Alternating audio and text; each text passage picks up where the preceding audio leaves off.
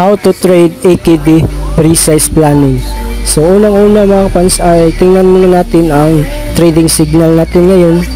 Ayan, nandito rin yan sa mga GC natin. Ayan, nakikita nyo 8:18 yung entry time natin at yung deadline is 8:24. So para malaman natin yung balance ay punta tayo sa MI, tapos nandito yun sa itaas. Ayan, yung value natin, funds. Pagkatapos ay punta naman tayo sa calculator at yung balance natin or yung funds natin ay i-divide natin sa 822. Ayan, ito yung funds ko. Ayan, i-divide ko yan sa 822. So at ito namang digit dito, 5 digit, ay yan yung ilalagay natin sa trading lot. So next ay punta na tayo sa market, tapos dito sa index, tapos dito naman sa AKD. So nandito makikita natin buy and sell. So ang signal na yun ay buy. So yan yung i-click natin, tapos dito ay ilalagay na natin yung trading lot natin na 0.7. yan, 4.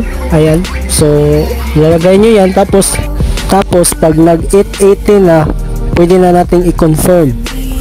So ayan, skip natin yung time. So ayan, nag 8:18 na, i-confirm na natin. Ayan, kung nakikita nyo, open successful. So back kayo dito.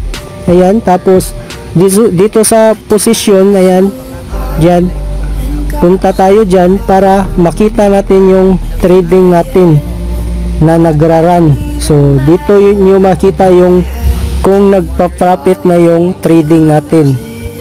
Kung nakikita nyo ay kulay red pa, it means negative pa yung profit natin. Kung nag-green na siya mga kapans, ay it means kumikita na tayo niyan. So ayan, ang deadline natin is 8:24. So ayan, i-close out na natin to kasi nag-green na siya mga kapans, it means profit na tayo. So ayan, i-close na natin. Dapat i-timing natin na mataas yung gain natin mga kapans. Ayan, ta-timing natin to sa mataas na gain. Usually 11 yung high gain na profit natin mga kapans. Ayan, inintay ko lang yung pinakaayan. So na-hit natin yung $11 mga kapans, kung nakikita nyo dito.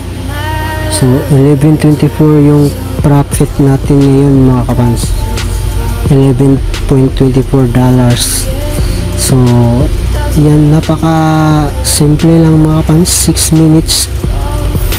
minutes lang yung pag-trade at kumikita na tayo. So ayan, yung balance ko ay 626 na. So hanggang dito na ako mga kapans, hanggang sa susunod ulit.